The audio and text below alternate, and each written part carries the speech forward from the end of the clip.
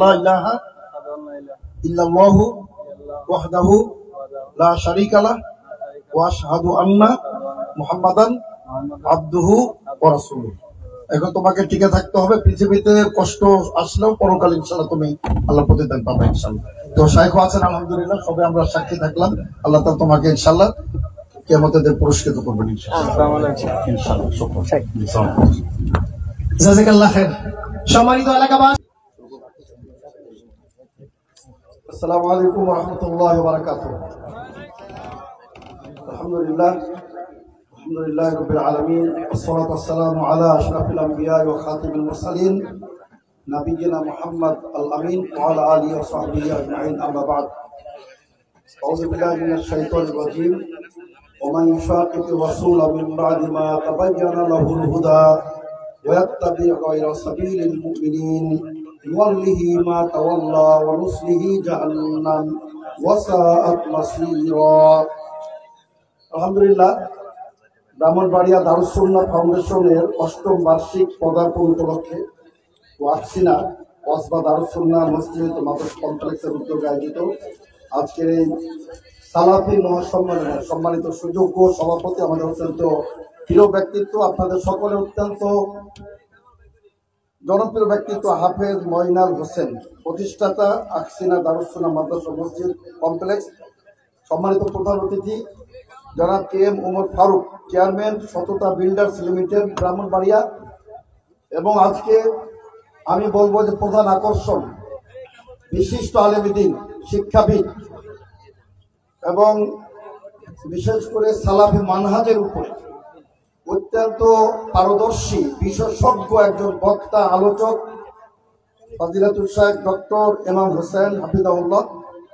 সম্মানিত সকল আলোচক বৃন্দ, এখানে রয়েছেন শাইখ ডক্টর মোকাররম মুহসিন মাদানী, শাইখ মুখলিসুর রহমান মাদানী হাফিজাহুল্লাহ, শাইখ মুশাররফ হোসেন রব্বানী সহ সম্মানিত অতিথিবৃন্দ, বিশেষ অতিথিবৃন্দ, আজকের এখানে সমবেত উপস্থিত তাওহীদবাদী মুসলিম ভ্রাতৃমণ্ডলী। আলহামদুলিল্লাহ, আজকের এই মহাসম্মেলনে, সালাফি মহাসম্মেলনে উপস্থিত হতে পেরে নিজেকে অত্যন্ত পরম সৌভাগ্যবান মনে করছি। আলহামদুলিল্লাহ।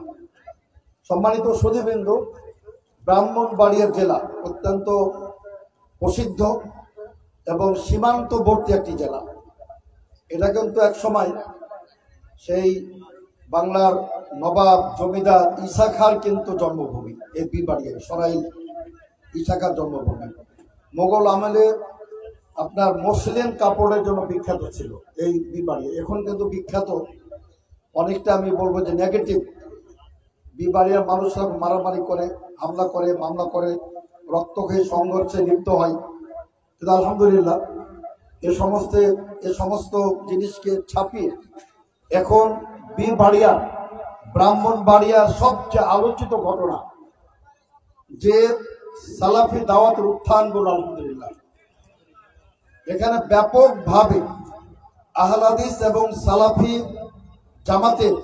জামাতের অনুসারীদের উত্থান ব্যাপকভাবে শুরুতে। আলহামদুলিল্লাহ, আমরা মনে করি সে দাবি উত্তোলনের সময় এসে গেছে। যার আমরা ব্রাহ্মণবাড়িয়া নাম শুনতে চাই না, আমরা শুনতে চাই এটাকে ওই তাওহীদ নগর, ইসলাম নগর অথবা ঈসা খাঁর নামে একটি নতুন নামকরণ হবে জেলার। তার কারণ ব্রাহ্মণের সাথে আমাদের বর্তমান লোকজনের, এলাকাবাসীর তেমন কোনো সম্পর্ক নাই, বলুন ঠিক কিনা? তো সম্মানিত সুধীবৃন্দ, আলহামদুলিল্লাহ, অত্যন্ত ভালো একটু সুখের সংবাদ।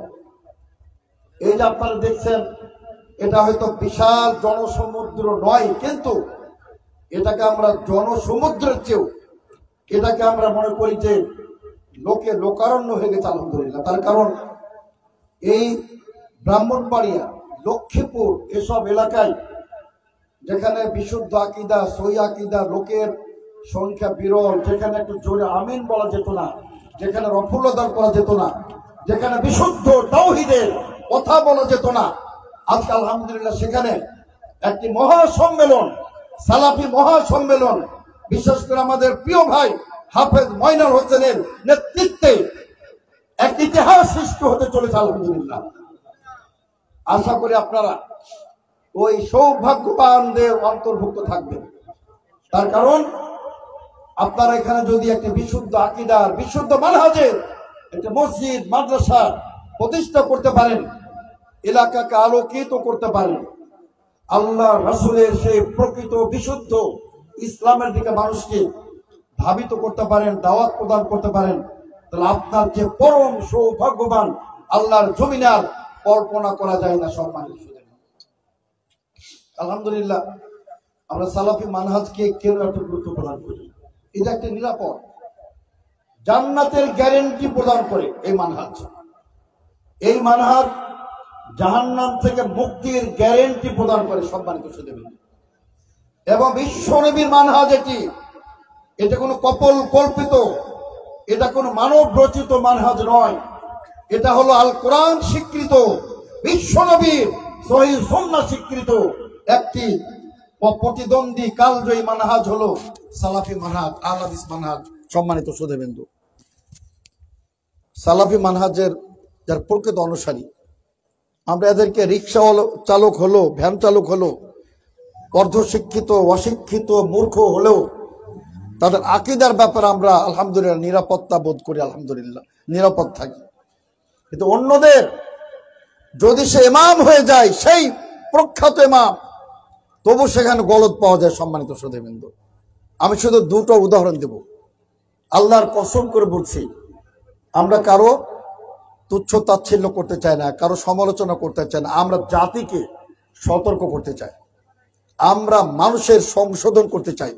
যেটা শুআয়ব আলাইহিস সালাম বলেছিলেন, ইন উরিদু ইল্লা লিসলাহ মাসতাতাতু ওয়া মা তাওফীকি ইল্লা বিল্লাহ। তিনি বলেছিলেন, হে আমার সম্প্রদায়ের লোকেরা, আমি তো কেবলমাত্র তোমাদের সংশোধন চাই, তোমাদের তুচ্ছ তাচ্ছিল্য ব্যঙ্গ করতে চাই না। আল্লাহর কসম করে বলছি, সমগ্র বাংলাদেশ শুধু নয়, সমগ্র বিশ্বে সালাফি আলেমরা কোশ্চেন কালো কোন জাতিকে, কোন সম্প্রদায়কে, কোন ব্যক্তিকে তুচ্ছ তাচ্ছিল্য, হেউ প্রতিপন্ন আর ব্যঙ্গ বিদ্রুপ করে আমরা কথা বলি না। আমাদের উদ্দেশ্য হলো সংশোধন, জাতির সংশোধন, ব্যক্তির সংশোধন, সমাজের সংশোধন এবং দেশের সংশোধন, সমগ্র মানব জাতির সংশোধন। তারা সঠিক ইসলামে ফিরে যাবে, রাসূলের ইসলামে ফিরে যাবে, আল কোরআনের ইসলামে ফিরে যাবে। এই লক্ষ্যেই কিন্তু আমরা কাজ করে চলেছি। সম্মানিত সুধীবৃন্দ, এই যে আজকে অনেকে বলেন কিসের আকীদা, কিসের তাওহীদ, কিসের মানহাজ, এগুলা কোরআন হাদিসে কোথাও নাই। কি বিভ্রান্তিকর মূর্খামির একেবারে শেষ সীমা অতিক্রম করে চলেছেন তারা। অথচ তাদেরকে যারা ফলো করেন, তারাই এই নামে বই লিখেছেন আল আকীদাতুন নাসাফিয়া, আল আকীদাতুত তাহাবিয়া। সেখানে তাদের আপত্তি নাই। কিন্তু যখন আকীদা শব্দ আমরা বলি, তারা বলেন কোরআন হাদিসে কোথাও আকীদা নাই, কোরআন হাদিসে কোথাও মানহাজ নাই, কোরআন হাদিসে কোথাও তাওহীদ নাই। নাউযুবিল্লাহ। মানে অশিক্ষিত আর মূর্খামি কাকে বলে, একদম শেষ সীমা। আজকে আমি প্রমাণ করে দেব কোরআন হাদিসে আকীদা আছে কিনা, কোরআন হাদিসে তাওহীদ আছে কিনা, কোরআন হাদিসে মানহাজ আছে কিনা। তবে তার আগে একটি কথা বলতে চাই, আমাদের মাযহাবী ভাইদের তাদের আকীদায় দন্যতা, এটা বড় অভাব, আমাদের কষ্ট লাগে। তাদের সবচেয়ে নির্ভরযোগ্য আল আকাইদু নাসাফিয়া বা আল আকীদাতু নাসাফিয়া, আবু হাফস উমর আর নাসাফি রহমতুল্লাহ আলাইহি, প্রায় 500 হিজরির প্রথম দিকে তিনি মারা গেছেন। এটি তাদের আকীদার মূল গ্রন্থ। তো সেই ইমামের আকীদার কি দুরবস্থা শুনলে হতবাক হয়ে যাবেন, তাহলে বাকিদের কি হবে? সম্মানিত সুধীবৃন্দ,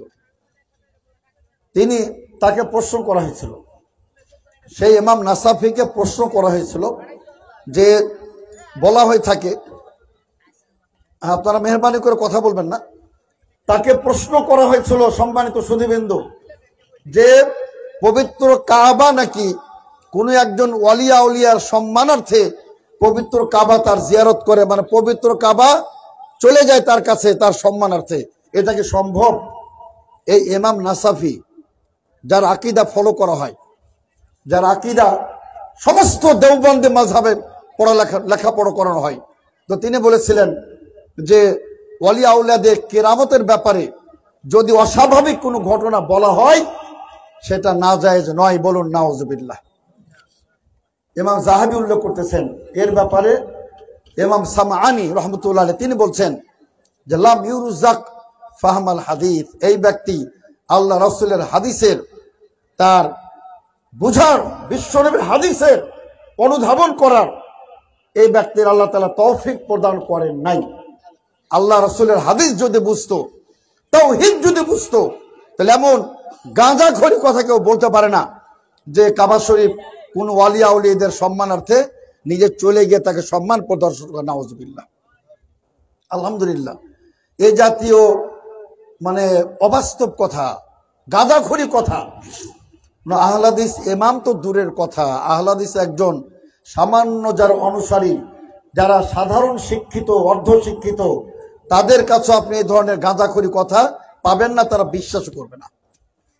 সম্মানিত শ্রোতাবৃন্দ, কিছুদিন আগেও আমি এক পোস্টে পাকিস্তানের শুধু নয় সমগ্র বিশ্বের হানাফি মাযহাবের একজন শ্রেষ্ঠ ইমাম আল্লামা তাকি ওসমানী হাফিজুল্লাহর ব্যাপারে আমি অনেক প্রশংসা করেছি।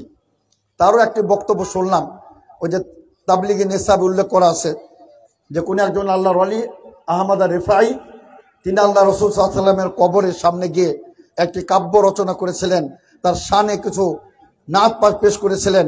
তো রাসূলুল্লাহ সাল্লাল্লাহু আলাইহি ওয়াসাল্লাম নাকি তার পবিত্র হাত মুবারক কবর থেকে বের করে ওই আল্লাহর ওয়ালির সাথে নাকি মুসাফা করেছিলেন। নাউজুবিল্লাহ। তা আমি কিছু অবাক হয়েছিলাম, আস্তাগফিরুল্লাহ, এত বড় আলেম, বিশ্ববিখ্যাত, যাকে শাইখুল ইসলাম বলা হয়, তিনি এই জাতীয় কথা কিভাবে তিনি বললেন, যেটা আপনার একেবারে আকীদা বিরোধী, ঈমান বিধ্বংসী কথাবার্তা, এটা তিনি কিভাবে তিনি বলতে পারলেন? আমরা হতবাক না হয়ে পারি না। সম্মানিত শ্রোতাবৃন্দ, তো কাজে আমি আপনাদের সম্মুখে সম্মানিত শ্রোতাবৃন্দ যে কথাটা বলতে চাই যে সালাফি মানহাজ কাকে বলে, আপনারা শুনে রাখবেন। সম্মানিত শ্রোতাবৃন্দ, সালাফি মানহাজ কাকে বলা হয়? সালাফি মানহাজ বলা হয় আকীদাতে আমলে বিশ্বনবীর মানহাজকে অনুসরণ করা। আপনার সমস্ত আমল, সমস্ত আকীদা বিশ্বনবীর মেথডে, বিশ্বনবীর তরিকাতে হবে, এটাই হলো সালাফি মানহাজ। আল্লাহ রাসূলের যেটা আমল আকীদা, সেটাই হলো আহলে হাদিসদের আমল এবং আকীদা। বিশ্বনবী মুহাম্মদ সাল্লাল্লাহু আলাইহি ওয়াসাল্লাম তিনি স্বয়ং বলেছেন, সহিহ মুসলিমের হাদিস, তার কন্যা ফাতেমাকে বলেছিলেন যে ফাতেমা, মা তুমি শুনো, নি'মাস সালাফু আনা লাকে, আমি তোমার কতই না চমৎকার, কতই না সুন্দর তোমার সালাফ উত্তরসূরি, তোমার পূর্বসূরি, আমার পরে তোমার মৃত্যু হবে। আল্লাহ রাসূল সাল্লাল্লাহু আলাইহি ওয়াসাল্লাম তাকে ভবিষ্যৎবাণী করে গেছিলেন ওয়াহির আলোকে। তো সেখানেও তিনি কি বলেছেন? আল্লাহ রাসূল নিজেকে সালাফ বলেছেন। সহিহ মুসলিমের হাদিস। অনেকে বলে সালাফ, সালাফি কি, এটা কিচ্ছু নাই। আপনার মেহরবানি করে কথা বলবেন না, ডিস্টার্ব হচ্ছে, কথা বলবেন না, একটু চলে যান, দূরে গিয়ে কথা বলেন, অথবা চুপচাপ থাকুন। আমি বলছিলাম সম্মানিত সুধীবৃন্দু যে আল্লাহ রাসূল সাল্লাল্লাহু আলাইহি ওয়াসাল্লাম স্বয়ং সহিহ হাদিসের মাধ্যমে তিনি জানিয়ে দিলেন যে তিনি সালাফ। সুতরাং যারা আল্লাহ রাসূলকে ইত্তেবা করে তারাই সালাফি, সহিহ মুসলিমের হাদিস দ্বারা প্রমাণিত। এখন আসুন, আমাদের কিছু ভাই বললাম, আমি আর্টিকেল পড়লাম যে সালাফ শব্দটা কোরআনে একটু খারাপ অর্থ ব্যবহার হয়েছে, আকীদা অর্থটা খারাপ অর্থ ব্যবহার হয়েছে। ওয়াহলুল উকদাতাম মিন লিসানি ইয়াফকাহু কাওলি, এই যে আপনার গিরা অথবা ভাষার অস্পষ্টতা। তো তিনি বলতে চাচ্ছেন, তা আমরা বলতে চাই, আপনারা যে আকাবের দেওবন্দ বলেন, এটাও তো কোরআনে কারিমে খারাপ অর্থে আকাবের ব্যবহার হয়েছে। আকাবিরা মুজরিমি, আল্লাহ বলছেন শীর্ষ আপনার অপরাধী, শীর্ষ সন্ত্রাসী, তাদেরকে আল্লাহ কোরআন মাজিদে আকাবের বলেছেন। আমরা তো বলি না যে আপনারা আকাবের শব্দ কেন ব্যবহার করেন। আকাবের একটা শব্দ, এটা খারাপ অর্থ নিতে পারেন, ভালো অর্থ নিতে পারেন। সালাফ ভালো অর্থ নিতে পারেন, খারাপ অর্থ নিতে পারেন। যারা পাপী তাদের সালাফ হলো ফেরাউন, তাদের সালাফ হল আবু জাহাল, তাদের সালাফ উতবা রাবিয়া সাইবা। আর যারা আমরা মুসলিম যারা, আমাদের সালাফ হলেন বিশ্বনবী মুহাম্মদ সাল্লাল্লাহু আলাইহি সাল্লাম, ইব্রাহিম খলিলুল্লাহ আলাইহিস সালাম, মূসা আলাইহিস সালাম এবং সকল নবী আম্বে কেরাম, তারা আমাদের সালাফ, সাহাবা কেরাম আমাদের সালাফ। সম্মানিত শ্রোতাবৃন্দ, তো আমি আপনাদের সম্মুখে আজকে যে কথাটি বলতে চাই সম্মানিত শ্রোতাবৃন্দ, যে সালাফি আসলে এটা এমন একটি থট, এমন একটি স্কুল, এমন একটি মাকতাবে ফিকির, যারা তাদের আকীদা, তাদের মানহাজ স্বয়ং ডাইরেক্ট কিতাবুল্লাহ এবং বিশ্বনবীর সুন্নাত থেকে তারা গ্রহণ করে। এটাই হলো সালাফি মানহাজ, এটাই হলো সালাফি আকীদা।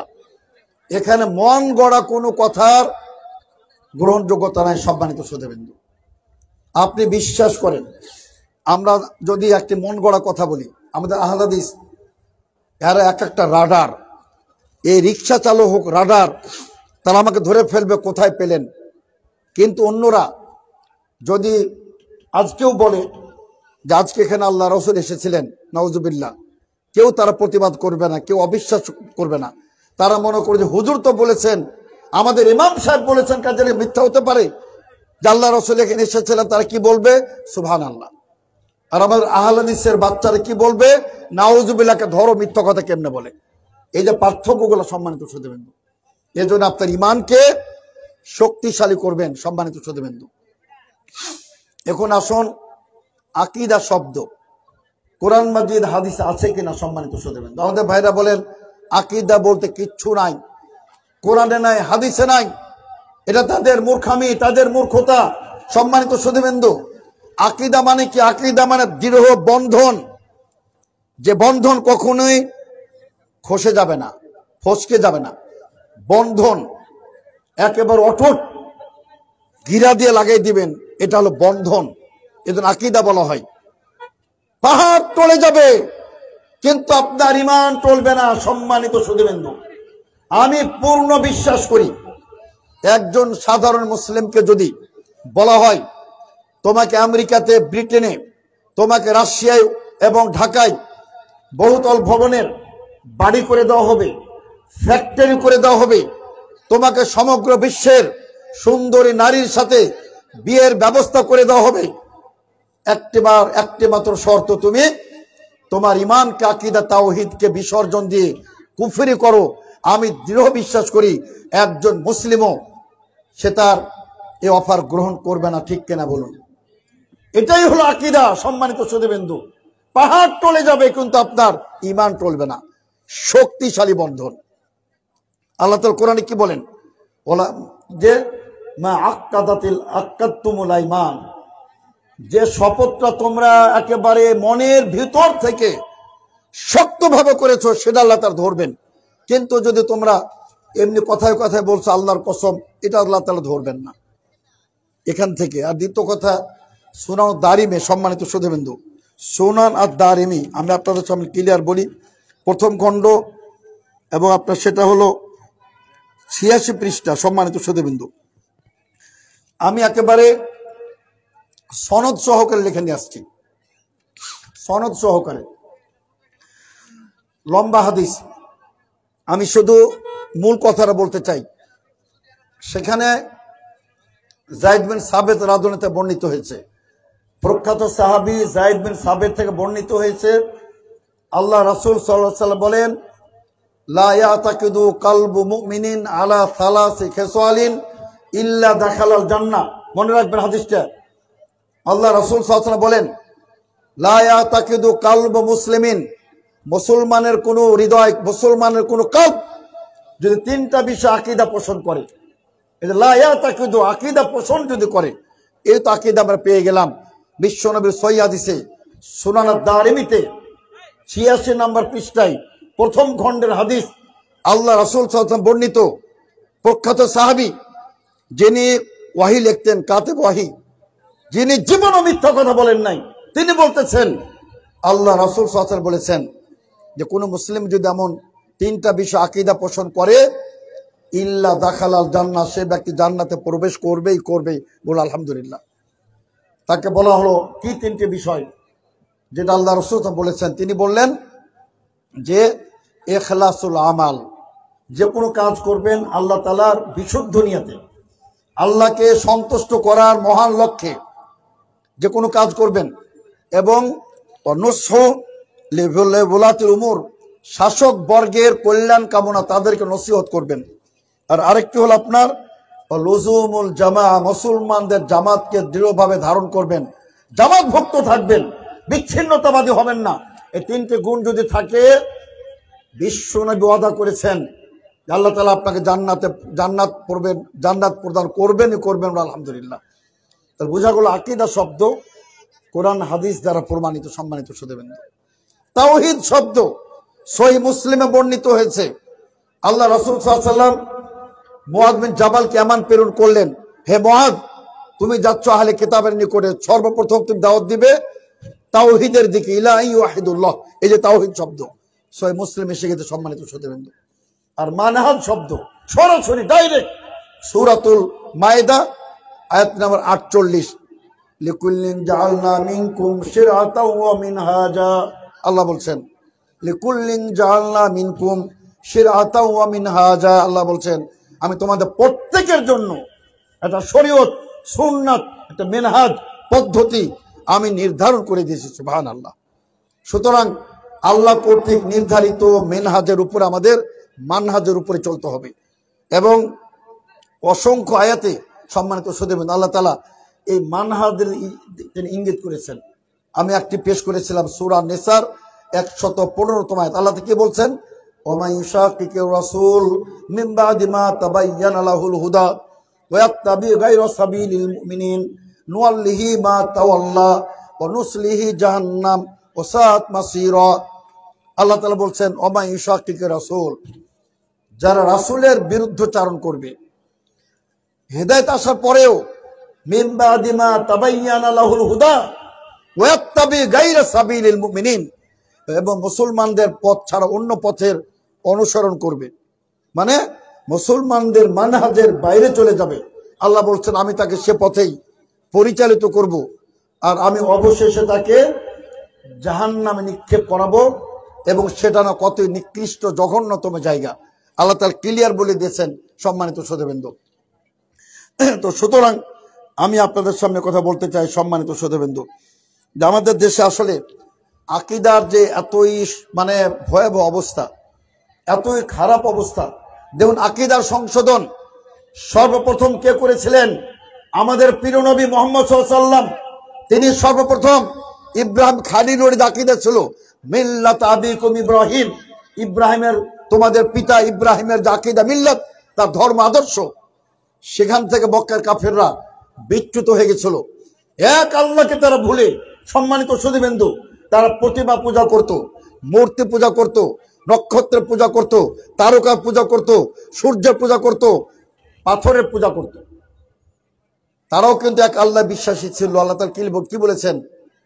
ওয়ালা ইন সালতাহুম মান খালাকাস সামাওয়াতি ওয়াল আরদা লা ইয়াকুলুনাল্লাহ।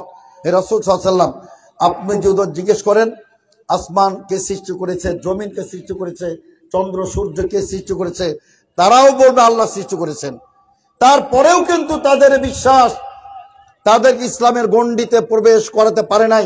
সম্মানিত সুধীবৃন্দু, সুতরাং আপনি যদি এ ধরনের বিশ্বাস করেন, কবর পূজা করেন, মাজার পূজা করেন, আপনি যদি 50 হজ করেন, আপনি যদি 100 কোটি টাকা যাকাত দেন, আপনি প্রত্যেক রাত্রে যদি 100 কোটি রাকাত নফল সালাত আদায় করেন, আপনার কোনো ইবাদত কবুল হবে না। সম্মানিত সুধীবৃন্দু, তার কারণ আপনার আকীদা সঠিক নাই, আপনার তাওহীদ সঠিক নাই। বিশুদ্ধ তাওহীদ ছাড়া, সম্মানিত সুধীবৃন্দু, কোনো প্রকার আমল আকীদা গ্রহণ হবে না। সম্মানিত সুধীবৃন্দু, আমাদের দেশের আকীদায় যে মানুষ একদম ভ্রান্তির মধ্যে, অধিকাংশ মানুষ, আমি আপনাদের সামনে 2-3টি উদাহরণ দিতে চাই, যেহেতু রাতও গভীর হয়ে গেছে আর আপনারা হয়তো ক্লান্ত। আমি আশা করি এখন আপনারা যারা দূরে দূরে সরে গেছেন, আশা করি স্টেজের সামিয়ানার নিচে আপনি আসবেন।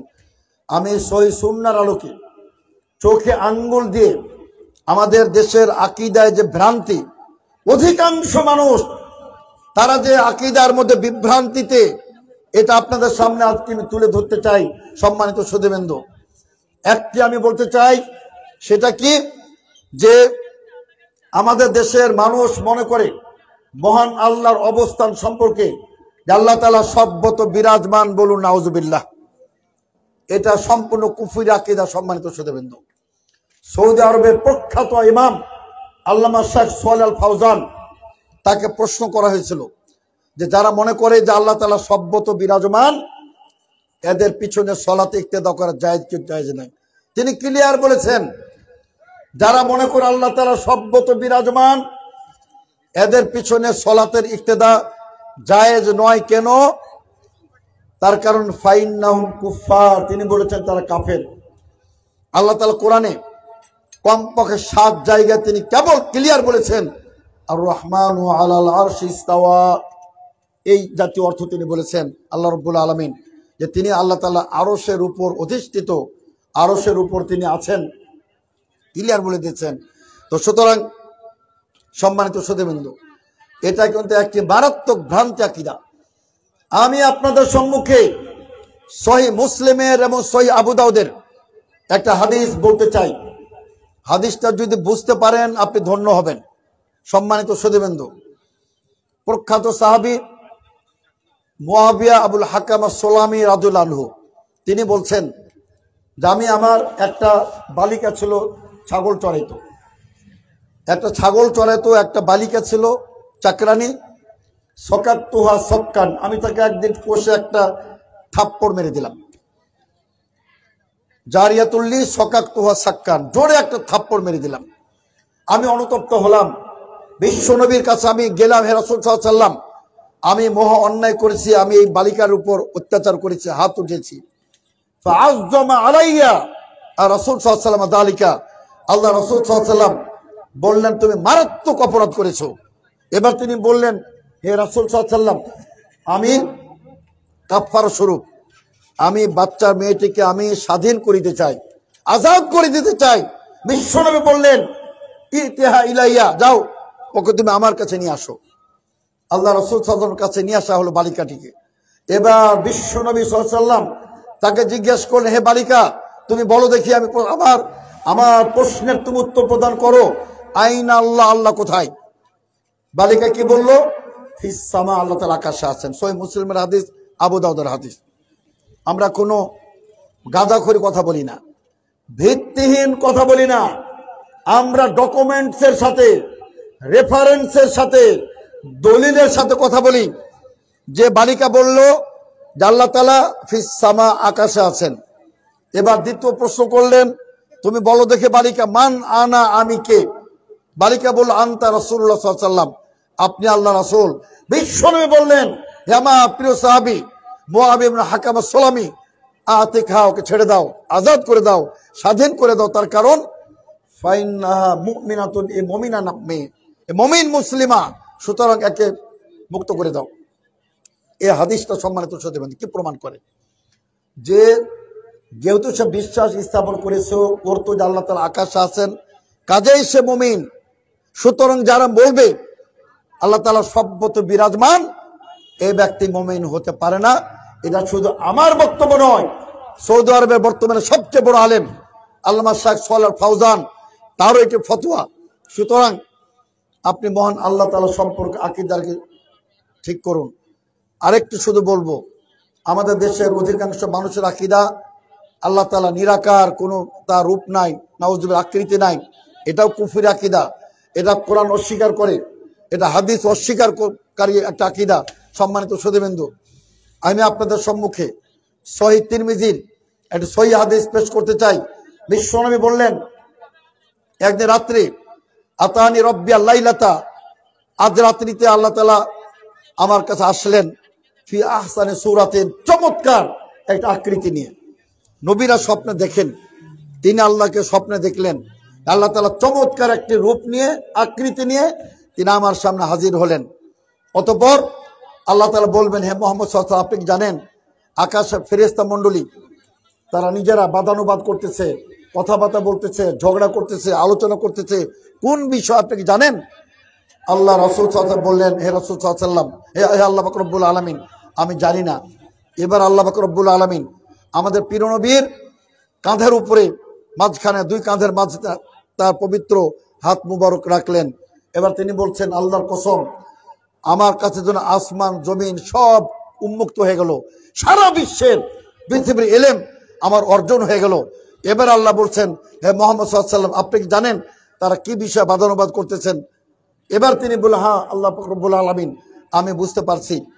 তারা বাদানুবাদ করতেছে, আলোচনা করতেছে। এই যে আপনার সলাতের জন্য যে আপনি অপেক্ষা করেন, এক সলাতের পরে আরেক সলাতের, অথবা প্রচন্ড শীতের মধ্যে যে নামাজে আসেন, কি মর্যাদা কি নাকি এগুলো তারা আলোচনা করতেছেন।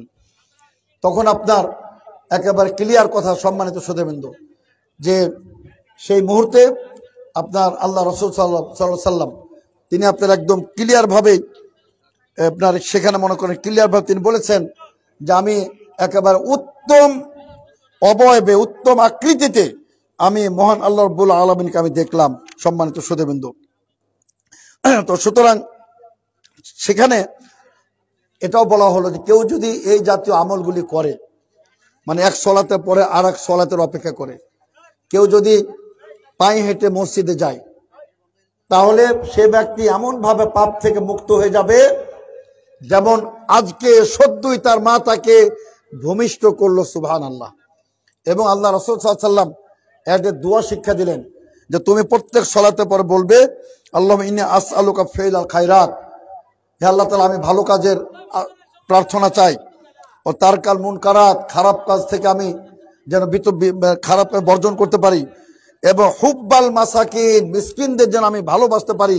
হে রব্বুল আলামিন, এই দোয়াগুলি সম্মানিত সুধীবৃন্দ যে ব্যক্তি করবে, আল্লাহ তাআলা রব্বুল আলামিন তাকে সমস্ত পাপ থেকে নিষ্পাপ করে দেবেন। সম্মানিত সুধীবৃন্দ, তো আমি বলতে চাচ্ছিলাম যে হাদিসগুলো কি প্রমাণ করে?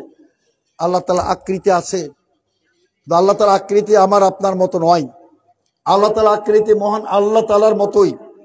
আল্লাহ তাআলা কোরআনে বলছেন, বাল ইয়াদাহু মাবসুতাতান, আল্লাহ তাআলা দুটি হাত প্রসারিত, তিনি সার্বক্ষণিক দান করছেন। সম্মানিত সুধীবৃন্দ, সুতরাং আমরা কেন ব্যাখ্যা করব? ব্যাখ্যা করার কে আপনাকে পাওয়ার দিল? ব্যাখ্যা করার কে অধিকার দিল আপনাকে যে আপনি আল্লাহ তাআলা হাত মানে কুদরত শক্তি নিবেন? কোথায় পেয়েছেন? অপব্যাখ্যা করা কুফরি, মুতাজিলীদের চেয়েও খারাপ আকীদা, এটা মাতুরিদি আকীদা। এজন্য আমরা ক্লিয়ার বলতে চাই, আমাদের বাংলাদেশে সম্মানিত সুধীবৃন্দ যারা হানাফি নামে বাস করেন, এদের 10% হানাফি না। আপনি তো অবাক হয়ে যাবেন যে কত বড় কথা, আশ্চর্য কথা, বিস্ময়কর কথা, এটি বাস্তব।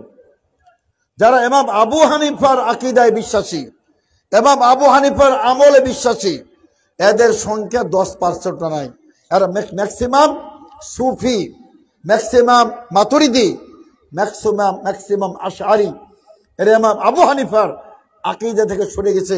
সম্মানিত সুধীবৃন্দ, এজন্য আমরা বলতে চাই, ইমাম আবু হানিফা রাহমাতুল্লাহ আলাইহি যে বিশুদ্ধ আকীদা ছিল, সম্মানিত সুধীবৃন্দ, তার যে নির্ভেজাল আকীদা ছিল, আমরা আপনাদেরকে সেই দিকে নিয়ে যেতে চাই। সম্মানিত সুধীবৃন্দ, তার কারণ বর্তমান আপনার হানাফি মাযহাবেও আপনি দেখুন, যারা খ্রিস্টান ধর্মের অনুসারী, তারা কি ঈসা সালামের আকীদার উপরে আছে?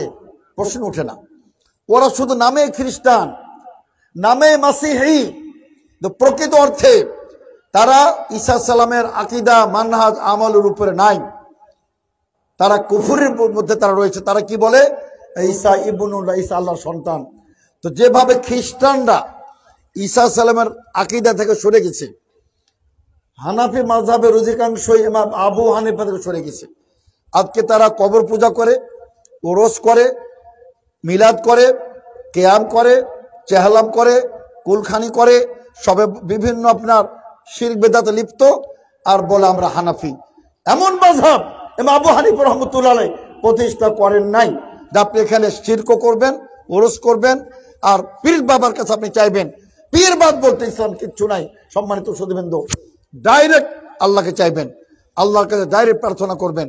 মাঝখানে কোন মাধ্যম, পীর বাদ বলতে ইসলামে কোনো অস্তিত্ব নাই। সম্মানিত সুধীবৃন্দ, তো কাজেই আমি আপনাদের সামনে যে কথাটি বলতে চাচ্ছি, সম্মানিত সুধীবৃন্দ, যে আমাদেরকে আপনার একেবারে বিশুদ্ধভাবে সম্মানিত সুধীবৃন্দু নির্ভেজালভাবে আমাদেরকে আল্লাহ রাসূলের অনুসরণ, কিতাবুল্লাহর অনুসরণ আমাদের করতে হবে। আর এটাই কিন্তু সালাফি মানহাজ। সম্মানিত সুধীবৃন্দু, আল্লাহ তাআলা কথা তিনি বলেছেন, ফাইন আমানু বিমিসলি মা আমানতুম ফাকাদ ইহতাদাও। আল্লাহ বলছেন তারা যদি সাহাবা কিরামদের মতো, বিশ্বনবীর অনুসারীদের মতো ঈমান নিয়ে আসে তবে তারা হেদায়েত প্রাপ্ত হয়ে যাবে। কিন্তু আমরা কি আল্লাহ রাসূলের সাহাবা কেরামের শেষ করব? আমরা কি শেষ করব?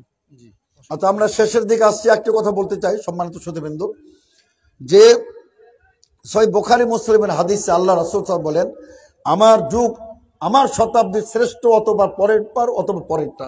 সেই যুগে কোনো পীরবাদ ছিল না, সেই যুগে কোনো মাযহাব ছিল না, ডাইরেক্ট আল্লাহ রাসূলকে ফলো করতেন। এটা হলো সর্বোত্তম। এজন্য আমরা বলি সালাফি মানহাজ কিতাব ও সুন্নাহর নির্যাসে, কিতাব ও সুন্নাহ দ্বারা প্রমাণিত। সুতরাং সম্মানিত সুধীবৃন্দু, আমরা আজকে যে লোকজন কম, আমরা হতাশ হই নাই। এভাবে কিন্তু আল্লাহ রাসূল সাল্লাল্লাহু আলাইহি ওয়াসাল্লাম ইসলামটা শুরু করেছিলেন গোরাবাদের মাধ্যমে, স্বল্প সংখ্যক লোক।